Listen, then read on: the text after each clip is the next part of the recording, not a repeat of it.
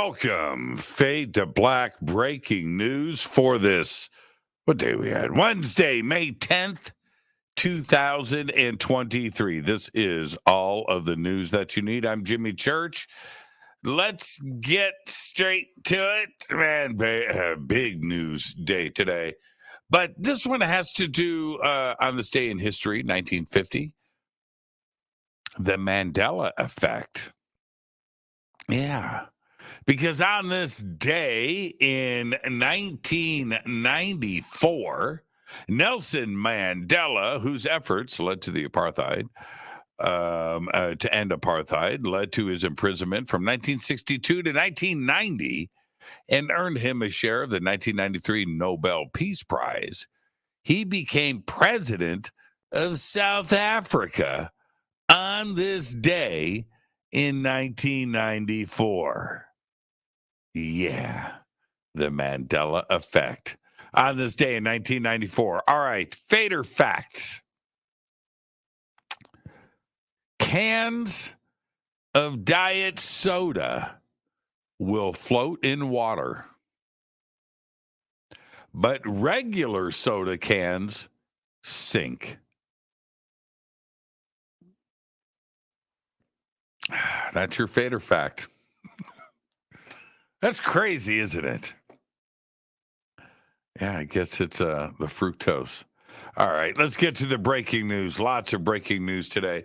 I'm going to leave the politics out of it, and I'm not going to talk about Santos, being arrested and taken into custody today, and posting $500,000 bond and getting charges, 13 federal charges, wire fraud, amongst other things. I'm not going to get into all of that. But it was crazy to watch. All right. Let's get to the breaking news. An ambitious space junk cleanup mission now has its rocket ride. Swiss startup ClearSpace plans to launch an active debris removal mission to take out a piece of space junk no earlier than the first half of 2026. That mission, known as ClearSpace 1, will ride aboard an Ariane Space Vega C rocket. ClearSpace 1 aims to rendezvous, capture, and remove a piece of space debris.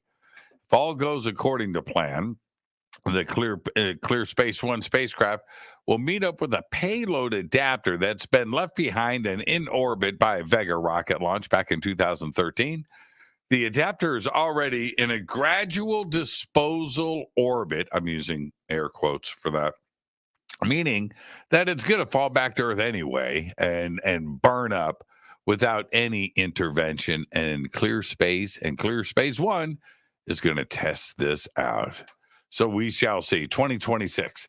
All right. Scientists will send stem cells. Remember, man, I'm wearing my patch. Right here.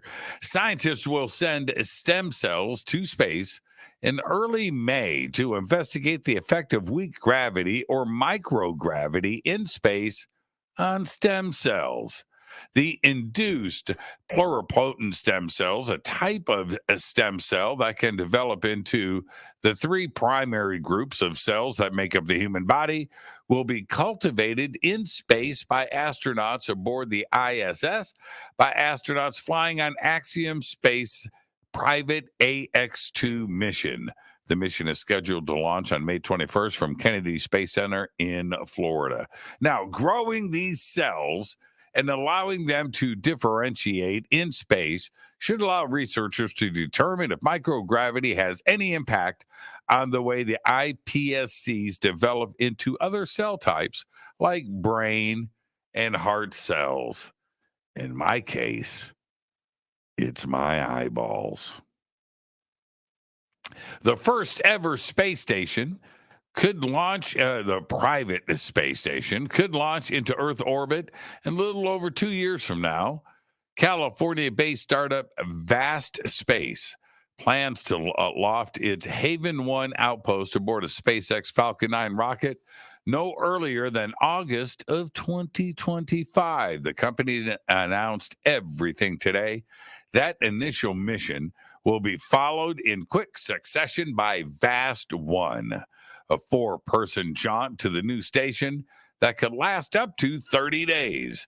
Vast One will also launch atop a Falcon 9, and its astronauts will ride on a SpaceX Dragon capsule. Private space stations, private rockets, private astronauts. It's a new day, isn't it? Now, check this out. This is like my good news of the day.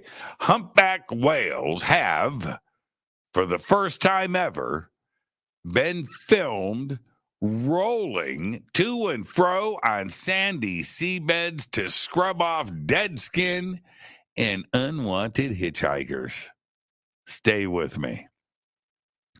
Footage captured by researchers on the Gold Coast Bay in southeast Queensland, Australia, shows the gigantic marine mammals performing full and side sand rolls up to 164 feet below the ocean surface to shed parasites that live on their skin, which can make the whales less hydrodynamic. Now, hydrodynamic. Although humpback whales have been spotted hovering and feeding near the seafloor before, this is the first time researchers have recorded them scrubbing their skin. It's amazing.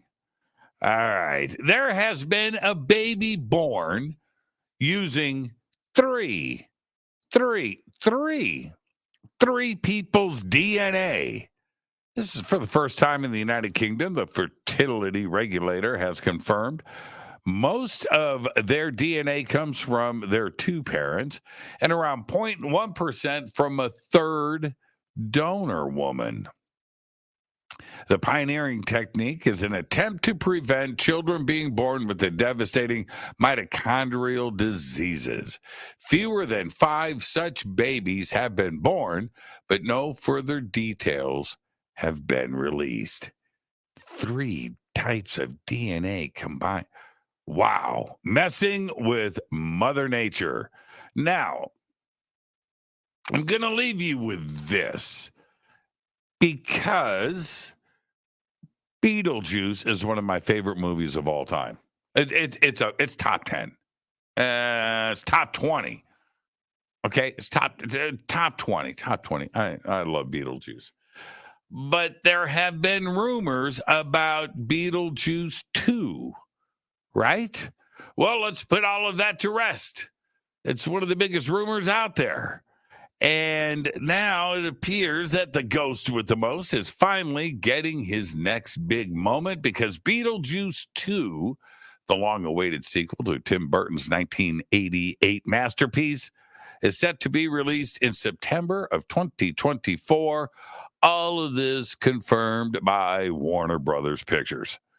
Now, the new film is said to be featuring the return of original stars Michael Keaton and Winona Ryder, as well as the addition of Wednesday and Scream 4 star Jenna Ortega.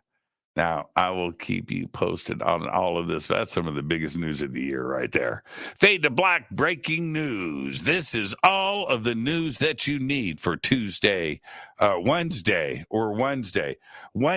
May 10th, 2023. Fade to Black breaking news is produced by Renee Newman. I am Jimmy Church. Go back, Lee Tappy.